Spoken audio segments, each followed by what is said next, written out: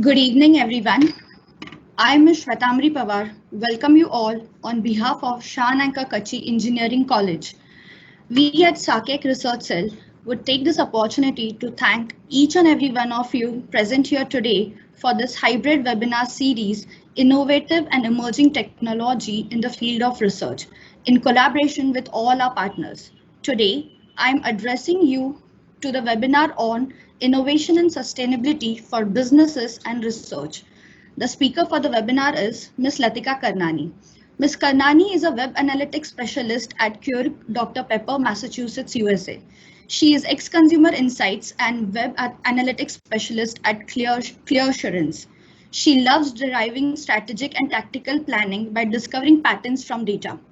Before handing over to our speaker, I would like to make a note to all my attendees that if you have any queries or you want to ask any question to our speaker throughout the session, you can ask it via the Q&A chat box.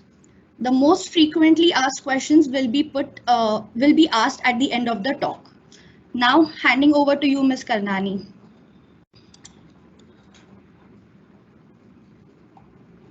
Thanks, Shwetamri. Can you all hear me? Ma'am, your screen is not being shared yet. Okay, 1 second.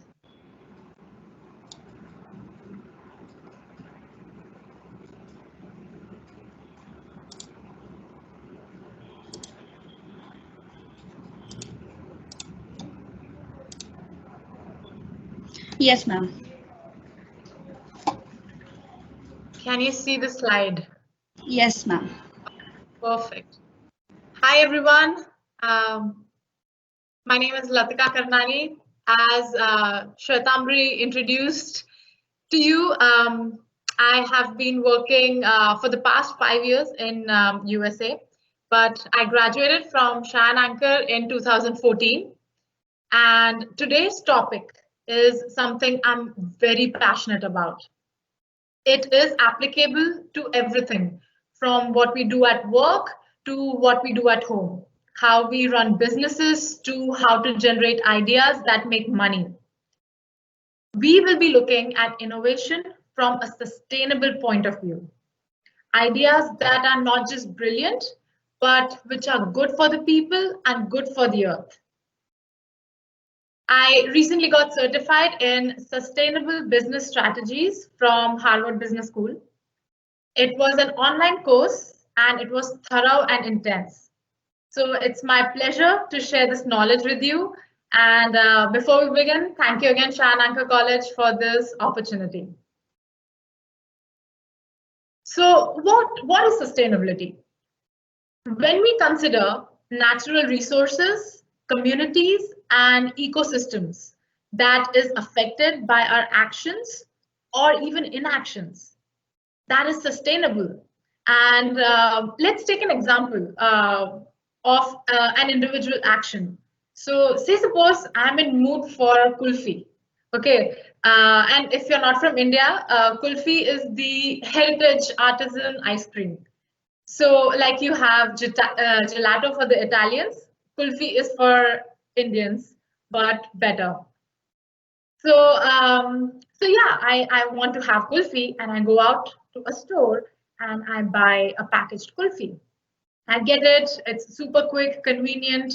I eat it and then I throw the packet on the street.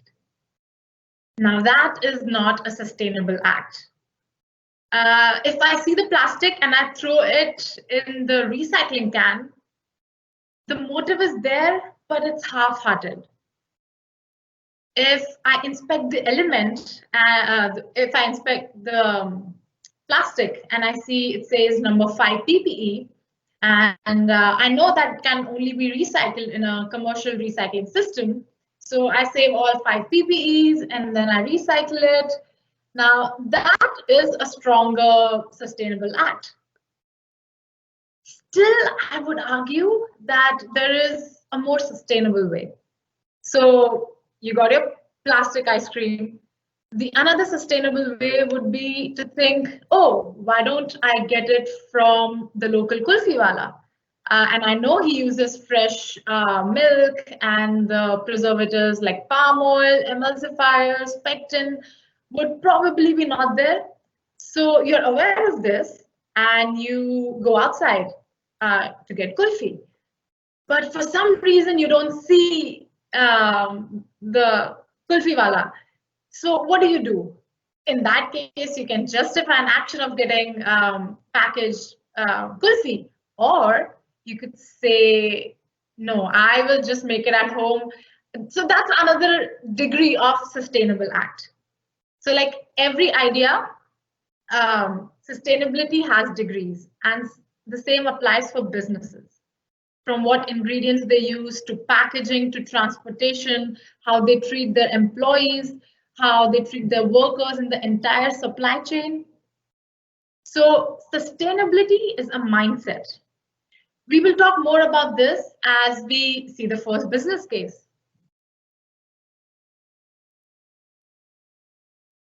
Now, before we begin, I have an interesting perspective to share. The corporate social responsibility professor in my graduate school had said that in school, we study to absorb what is given in the textbook. In graduate school, we study to question what is given in the textbook. And I love this sentence, and I believe it's the first step towards creativity, towards generation of ideas, to question everything. So throughout this presentation, throughout our study and work and life, let us question why, what we have, what we are doing, is this the most efficient way of doing it? Why we are doing it? Is this really helping me in the long run? So on that note, let's begin. So this is an image of the Great Pacific Garbage Patch. It's 600 square miles. That is 1,500 square kilometers. A sad reminder that all the plastic and electronics that we discard just doesn't disappear.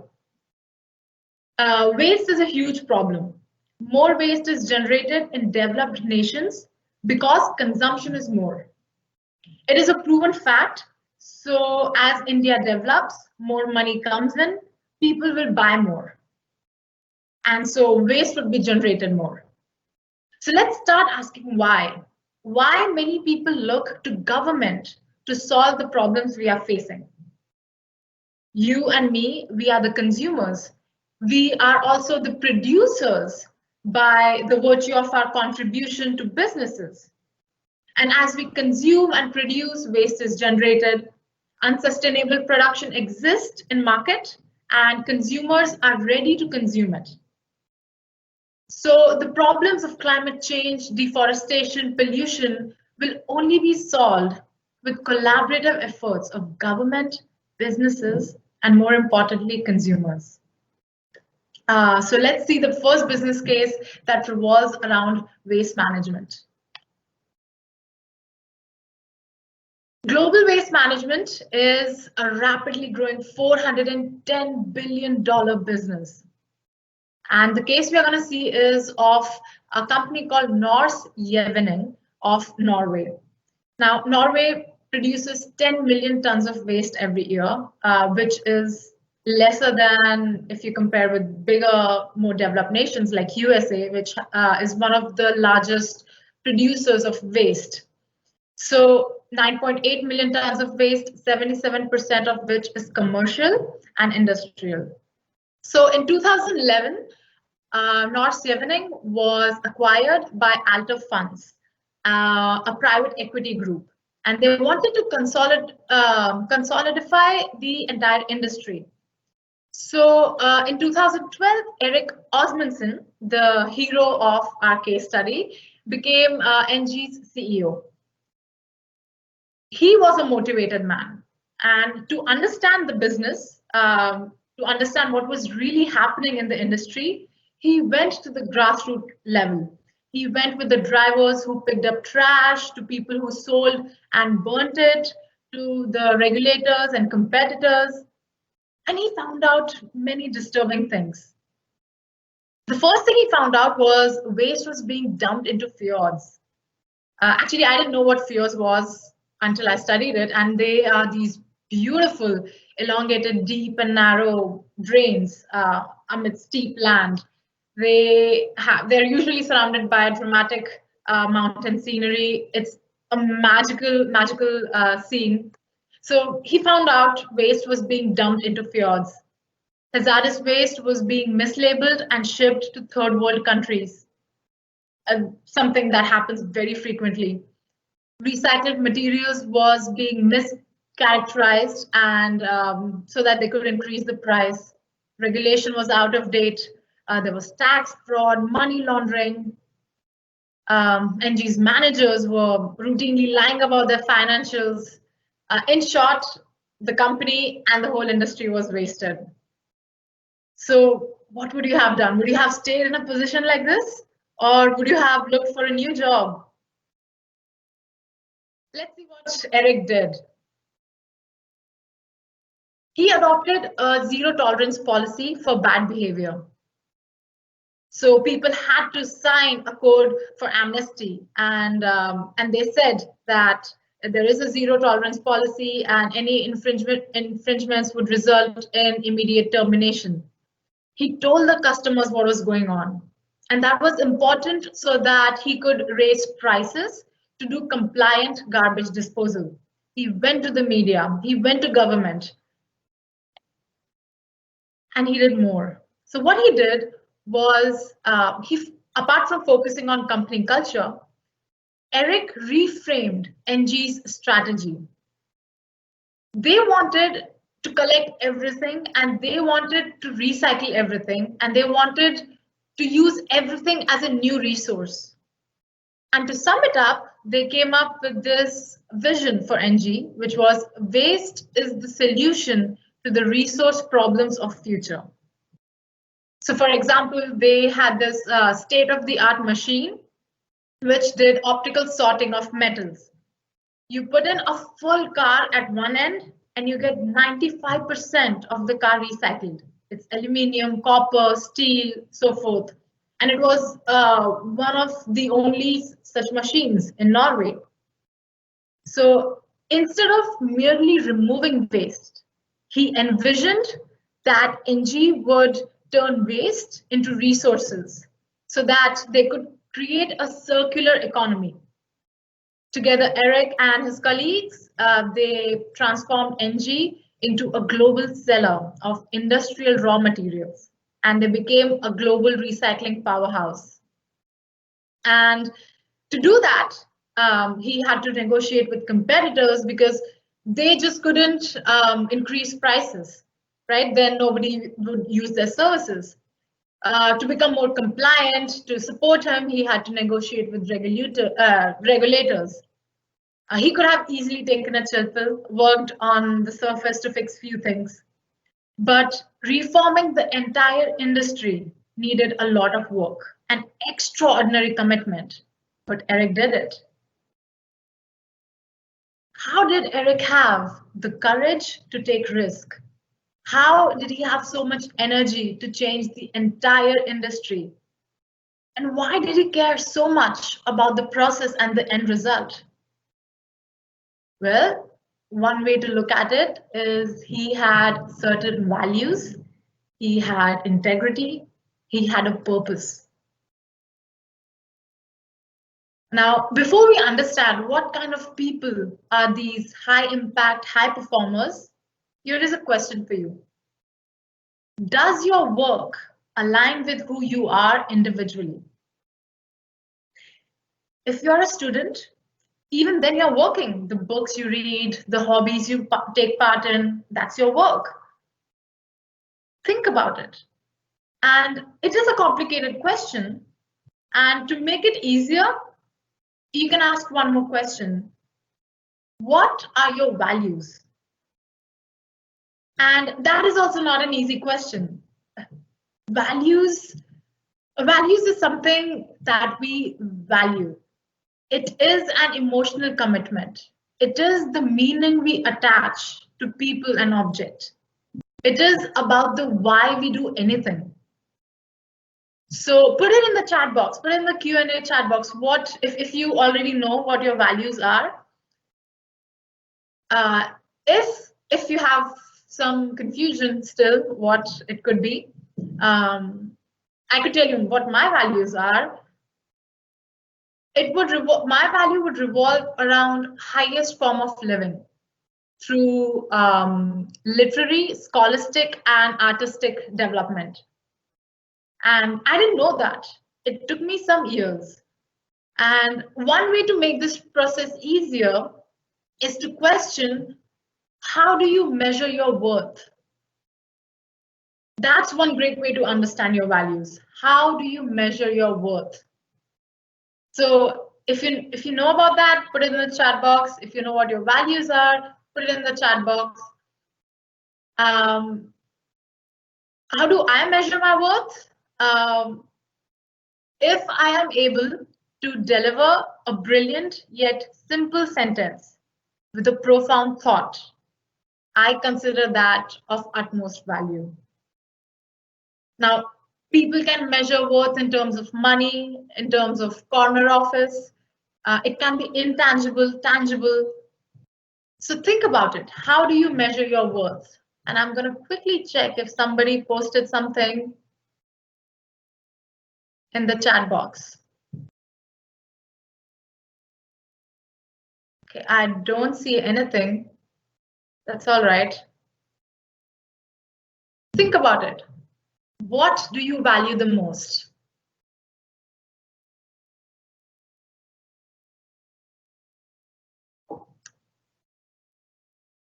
It is important to say the values out loud, even to yourself, to put it into words, because that is when it starts developing. Otherwise, it just remains in the corner of the mind. So think about it. If you don't know yet, but start thinking about it, discuss it with your friends and family.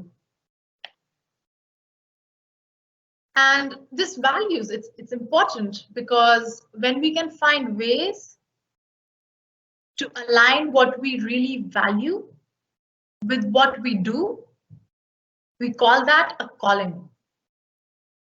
Now, it's called calling because it feels as if that is what we are meant to do in the world. It's different than a job. It's different than a career. Jobs can help us realize our calling, but once you know it, your values and passion, it will be a matter of time when you will start acting on it and start attracting such people. And that is incredibly powerful because when we work on such values and purpose, the courage comes to take risk. The energy comes to imagine more creatively. You will want it to be right. You will care about the process and the end result. You will care about the commitment to your craft, to excellence. Eric knew his values and purpose. And you will notice every great person, everyone who makes an impact has values and a purpose that they work towards. And on that strong personality development note, let's see our next big business case study. So this is what a typical aisle in USA looks like for laundry detergent. And this is, I think, one of the smaller ones. If you go to a really big store, it's as big as we have stores in India, and that's just for laundry. It's a huge business. And Unilever brought a concept to Walmart for a concentrated laundry detergent called Small and Mighty. It was essentially a container of laundry detergent that produced the same amount of loads, that is, the same number of times you can use it, in 1/3 the size of a standardized bottle. So it was smaller. So you can see here, usually they have a bigger bottle. And why is it problematic? Because when you have bigger bottle versus a smaller bottle, the efficiency is you will use less water in production, less plastic, less cardboard in packaging. There would be shipping efficiency as you'd be shipping out more within the same space, productivity on the shelf. So when Unilever brought this concept to Walmart, Walmart said it's a brilliant idea to fix something in the entire laundry industry. So they spoke with suppliers individually to give traction to this idea. And after talking to suppliers, they concluded that it's really easy to shift to a 2x concentrated formula without any significant hassle in the production. So they talked with Unilever, Procter & Gamble, Church & Dwight, Henkel, and all were able to individually come to an understanding that if we did it at the same time, market across all brands, they would be able to do it throughout with other retailers as well. And we studied this in the certification course, but I still see the non-concentrated version on our market. But regardless, it is an excellent example of a simple innovation. How Walmart took the idea of one brand and changed the industry to become better. Now, this may not seem like a huge problem in India because we have this, we also have this. We have small stores, and so we can stock up these powders, and it's pretty efficient. We were initially shielded from this problem, but things are changing in India too. So let's look at this example, this hypothetical example. You start working for Big Bazaar as a product designer lead, and Tide comes in with its proposal to launch Tide Pods. And I'm not sure if pods are a thing yet in India, but it's a huge thing in USA. And so pods are these plastic pods that you just put them into the washing machine, and they dissolve. And it's convenient, I would say, but there are a lot of controversies regarding it. Now, you are the product head. What would you do?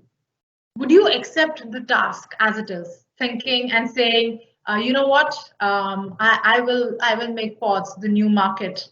I will give you profit in Indian market. That could be your business proposition, ethics that you want, business purpose that you want to work towards. Or would you push for something innovative? Maybe you know someone who knows about biodegradable packaging. And in India, you have access to all sorts of biodegradable matter. Maybe you see this as a brilliant opportunity to push the idea to create an entire line of packaging that comes in recycled biodegradable bags. By the way, apart from plastic packaging, this entire box that gets thrown away in like 1 month, 2 months max. Apart from that, the pods, the polymer contains toxic monomer called vinyl acetate, and it's harmful for aquatic lives. It's known to cause tumors in rats. So then again, there are various levels by which you can innovate if you think about sustainability, but it must be on the mind first. So maybe you tried, you gave brilliant ideas, you showed the viability of your new proposal, but the company showed no interest in the innovation. And you were frustrated and you leave your job and you decided you will start your own company. So you collaborate with a jute cloth maker, you buy soap nut from a local market. Soap nut is nothing but Rita. Okay, and it's becoming popular now in communities that are environmentally conscious. So you form your own brand to disrupt chemical-based detergent. And that's an idea, that's an innovative idea. And sometimes these innovative ideas comes from culture, what people used to do in the olden days. So talk to your grandma, ask why they do what they do. And most importantly, start asking a simple question, why? Question the companies, their products, everything that they use, you consume, eat. Ask the question why, so that we can start being creative, so that we can be in a stronger position to break existing inefficient processes.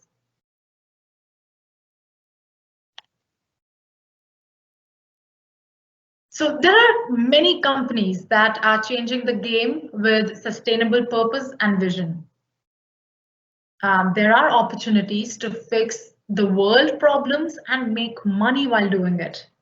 Let's take a look at some of the brands that have been successful in doing this.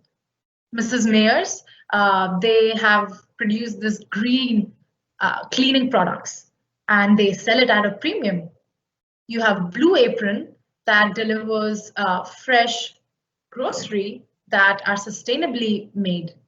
You have Marks and Spencer, you have Dutch Flower Industry, you have Nike. Nike's trying to reduce waste. Although it's just some collections, companies are trying. And the Commission on Sustainable Development Goals estimates 12 trillion opportunities by 2020 for sustainably innovative companies. But to see these opportunities, we need to look for them. And one way to understand if a company has a sustainable vision or a good purpose is to look at B Corp certification. So this is a for-profit entity that is certified by a non-profit B Lab. And it states that this company voluntarily meets higher standards of transparency, accountability, and performance.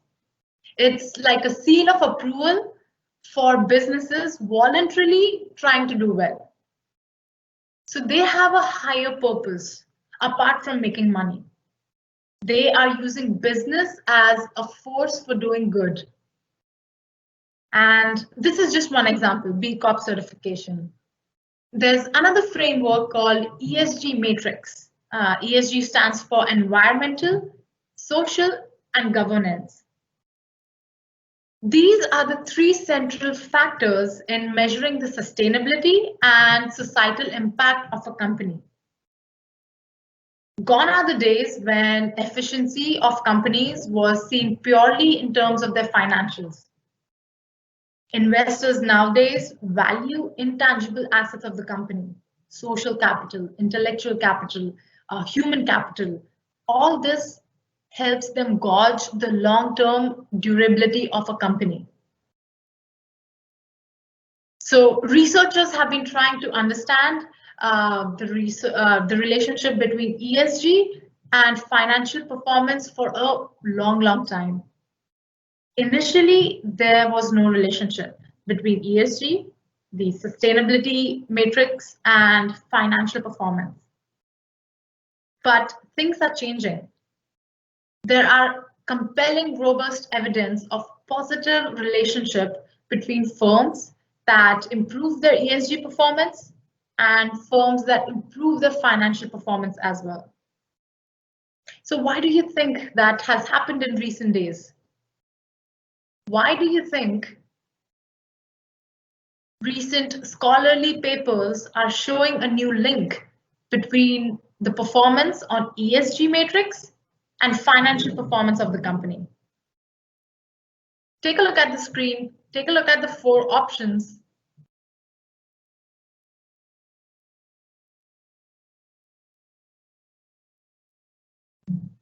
It's actually very hard to understand if you are reading it because I cannot see you.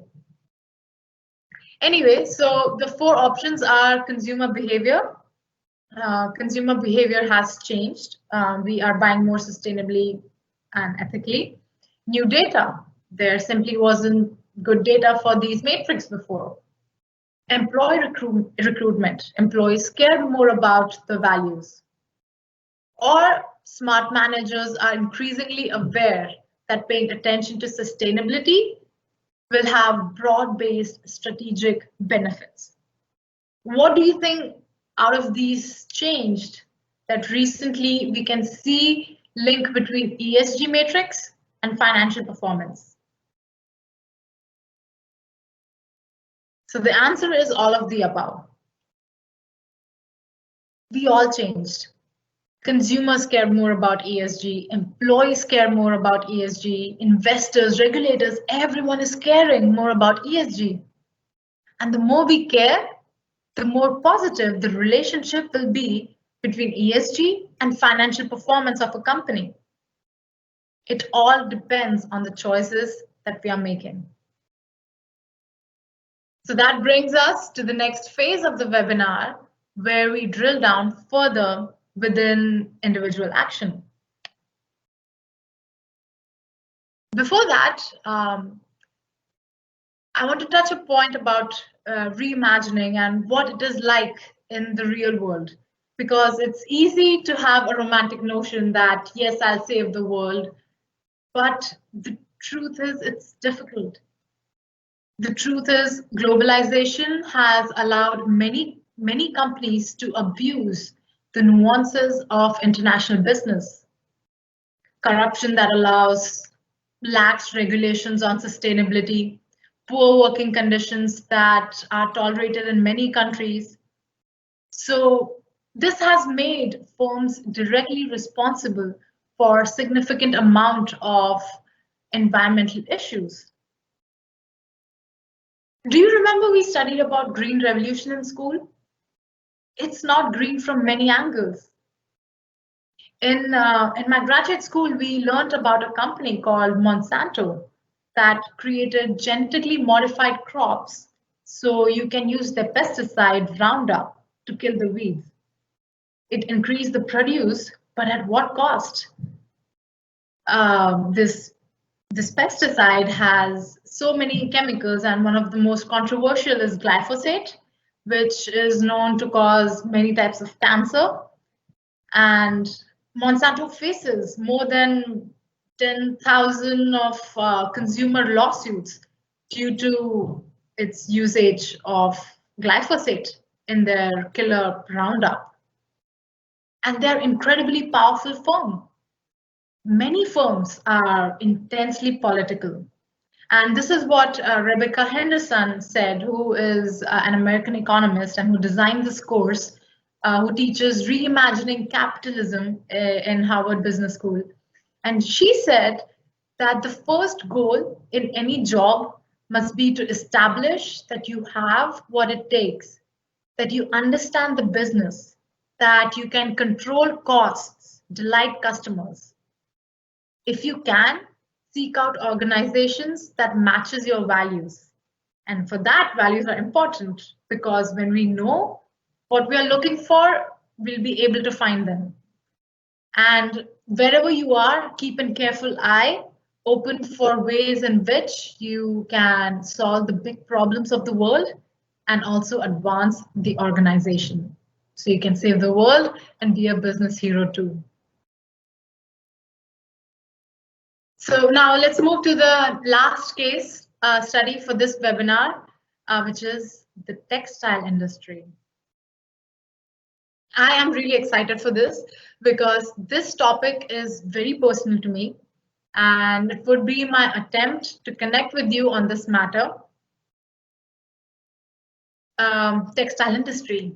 12 million tons of clothes are thrown every year in landfills by USA alone. 12 million tons.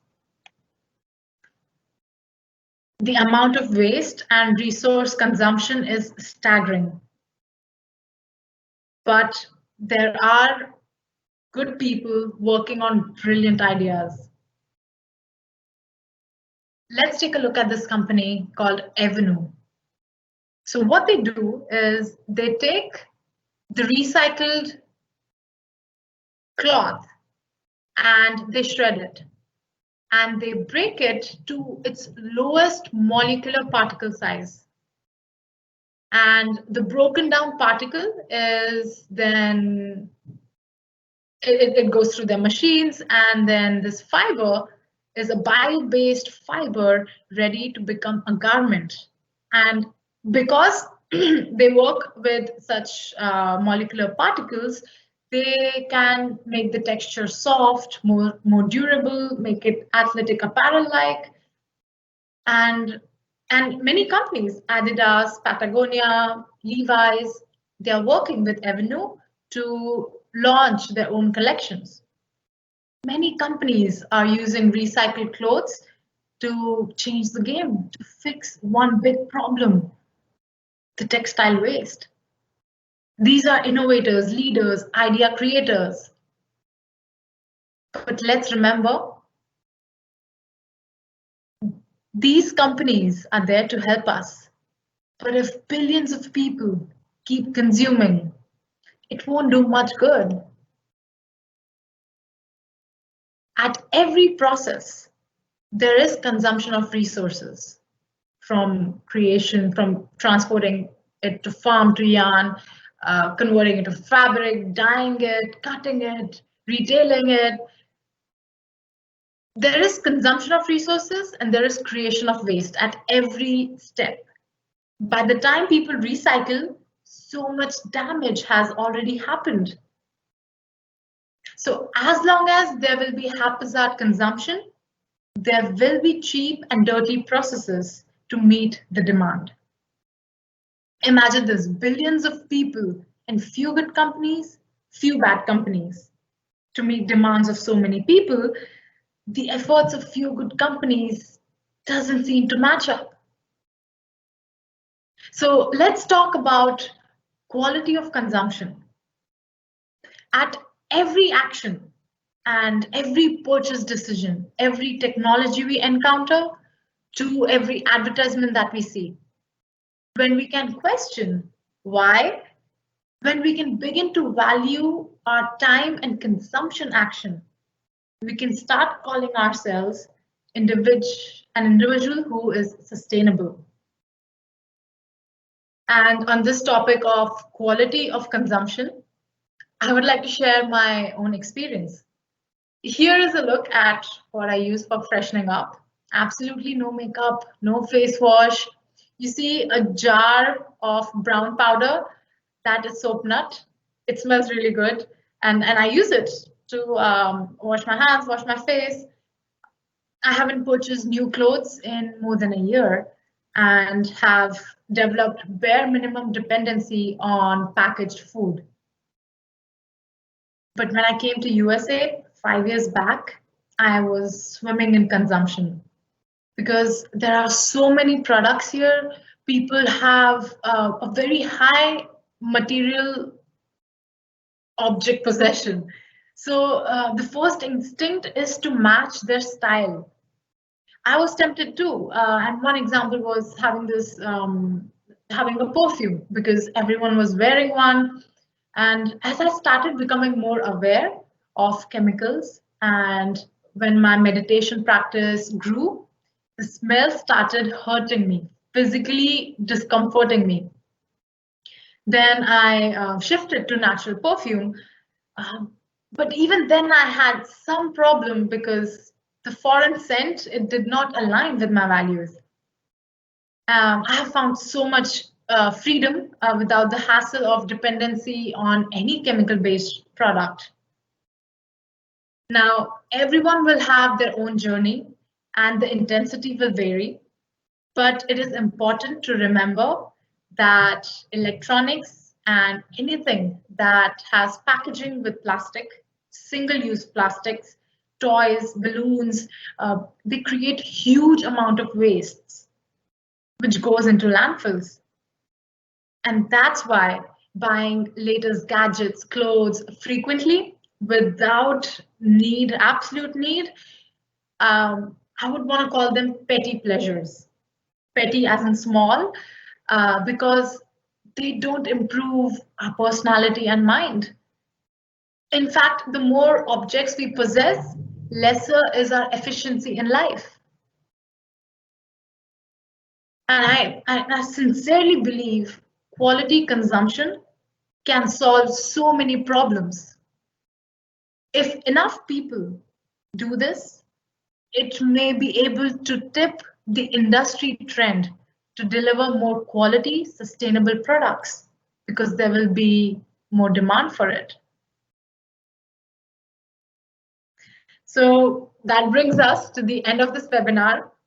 Let's quickly recap what we studied. from eating to making food. Sustainability applies to everything. We saw a look at Norse Yevening and how one right man transformed the entire industry. We saw a look at laundry detergent packaging efficiency, and we identified purpose-driven companies using B Corp, ESG Matrix. We saw textile industry and individual action, and my favorite, values and purpose. We saw how we can have more courage to take risk, how we can get the energy to think more creatively, the want to do it right, the want to care about process and the end result, and the care about commitment to the craft and excellence. And I hope this webinar inspired you to think about innovation and sustainability. Connect with me on LinkedIn. Tell me what you thought about ESG, quality consumption, any of your personal experience. Let's start talking about what we value. Let's discuss great people, great ideas, so that we can do greater work. On that note, I hand it to Shwetamri Pawar. Are you there? Yes, ma'am. Yes. Ma'am, we'll just take few questions. Yeah, sure. So there is a question from Mr. Gaurang. He has asked, what are your comments on sustainability in logistic giants such as Amazon? Surely there's a way to improve the volume standards. Oh, yes, definitely. I believe Amazon does a lot. And in the recent years, I have seen, as a consumer, I have seen so much efficiency in their packaging. Before, you used to get, if you have ordered differently, you would get the delivery differently. And nowadays, they can actually combine it. So I know that they are working on a lot of sustainability goals, but here is a great website. Take a look at sasb.org.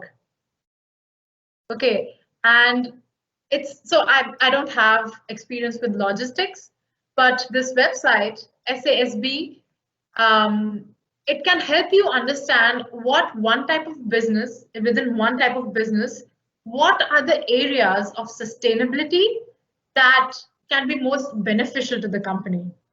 Now, it doesn't necessarily answer logistics and what they do, but I think it would be a very great start to explore the different matrix within companies like Amazon, retailers, online retailers, and what they can do to improve their logistics. And I know that not just Amazon, but there are many other companies that are launching their electronic fleet, electronic delivery fleet. I don't know when that's going to begin, but I know that the research and development is working on many of these sustainability goals for logistics. Yes, ma'am. There's one more question from Mr. Narendra. In India, we are more concerned about cost. Plastic is much cheaper compared to biodegradable packaging. I think that government should give some tax benefit, then only manufacturers will think about this. What is your opinion on this, ma'am?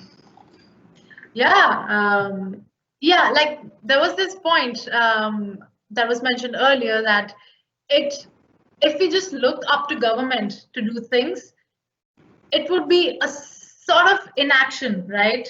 Because it is responsibility of the government, businesses, and consumers. Okay, I wish I was a political person and I would go to legislation and try to make these things more convenient for consumers. But I'm on the business side and I'm on the consumer side right now, and I'm trying to fix this aspect. And I hope this inspires some of the more political people, and they can start working on the government regulation side. And meanwhile, we can start working on our consumption side. Because I believe the trend can tip in so many ways. If consumers start caring more about this, businesses will start caring about this. Or it can come from top that government has put a restriction and so consumers have to care. Hope that answers your question. Yes, ma'am, that was really nice one. Just one last question, ma'am. Yes. Why is purpose important in business? Ooh, why is purpose so important in business? That is a great question. Uh, yeah. So this the values and purpose slide that I shared. It was actually, yeah, I should have given credit before. It was this concept was introduced by Marshall Gans. He is a senior lecturer in Harvard University, and he gave a video where he talked about when the courage comes to take risk and the energy to imagine creatively, and when we can align values with our work, magic can happen. So purpose is extremely important because it represents the substance of what everyone wants to accomplish. It lifts people out of their selfishness to think more about themselves, to think about everyone and not just me and you and mine. It engages minds, hearts, and inspires action. And I believe that is incredibly powerful. And that's why values and purpose matters, not only in business, but in real life as well. Yes, so I thank you, ma'am, for making us understand the values and the purpose that we need to get in our lives with respect to sustainability. And I would like to present to you the certificate for having the webinar with us. And thank you so much, ma'am. Thank you. It was a pleasure. Bye. Bye-bye. The feedback link is shared in the Q&A chat box. You can kindly access it in the chat box.